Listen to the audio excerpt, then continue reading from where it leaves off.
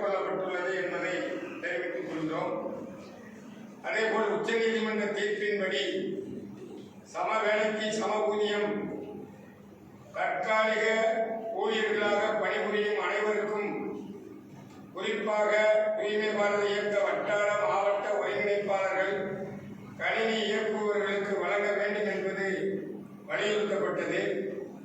அரசு தரப்பில் பல்வேறு நிலைகளில் உச்சநீதிமன்ற தீர்ப்புகளில் வழக்கு நிலுவையாக இருக்கின்ற காரணத்தினால் உடனடி தீர்வாக ஆண்டு ஊதிய உயர்வு வழங்கப்படும் என்று தெரிவிக்கப்பட்டது. அதேபோல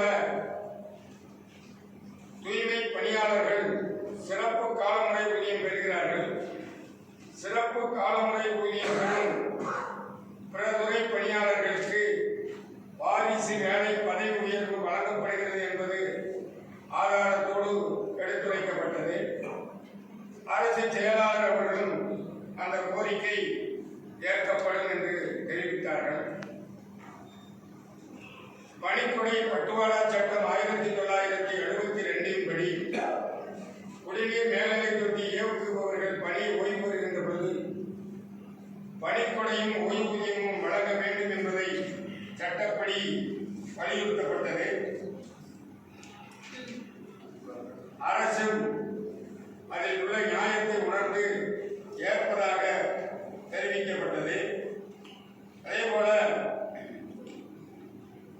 வட்டார ஒருங்கிணைப்பாளர்கள் ஊதிய வழங்கும் முறையில் முரண்பாடு இருக்கிறது. தொகுப்பூதியத்தில் தொடர்ந்து பணிபுரிந்தவர்கள் திடீரென வெளிமுகமை ஊதியத்திற்கு மாற்றப்படுவதால் அது ஏற்க இயலாது என்று சொன்ன காரணத்திற்காக பணி நீக்கம் செய்யப்பட்டவர்கள், குறைவான குறியீடு எய்தவர்களை பணி நீக்கம் செய்யப்பட்டவர்களுக்கு மீண்டும் பணி வழங்க வேண்டும் என்பது வலியுறுத்தப்பட்டது. மரியாதைக்குரிய அரசு செயலாளர் அவர்கள் அந்த ஒவ்வொரு தனிநபர் பெயர் பட்டியலை சமர்ப்பிக்குமாறு தெரிவித்துள்ளார்கள்.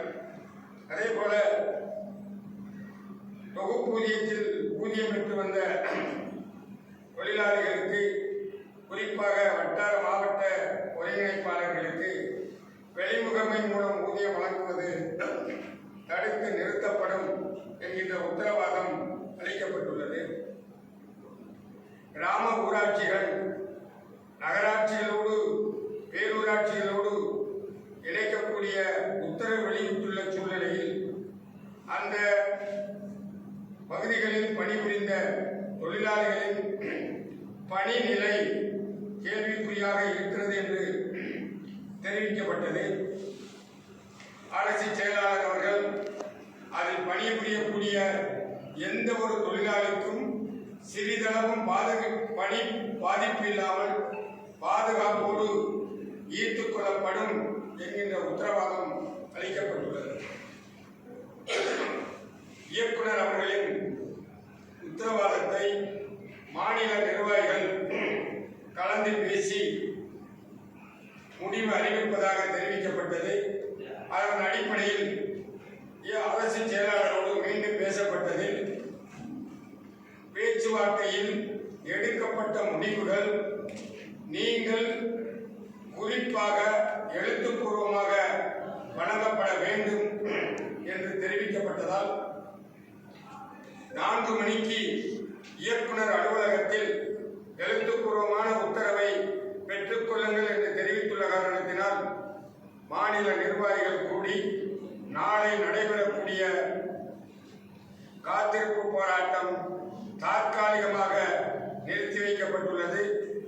குறிப்பிட்ட இடைவெளிக்குள் 2 மாத காலத்திற்குள் ஏற்றுக்கொள்ளப்பட்ட கோரிக்கைகள் நிறைவேற்றப்படாவிட்டால் மீண்டும் வலுவான சுமார் 50,000க்கும் மேற்பட்ட தொழிலாளிகளை களத்தில் திரட்டி நாங்கள் கோரிக்கையை தீர்க்கும் வரை போராட வேண்டிய நிர்பந்தம் ஏற்படும். அது ஏற்படாமல் பார்த்துக் கொள்ள வேண்டியது அரசின் கட்டாய கடமை என்று கூறி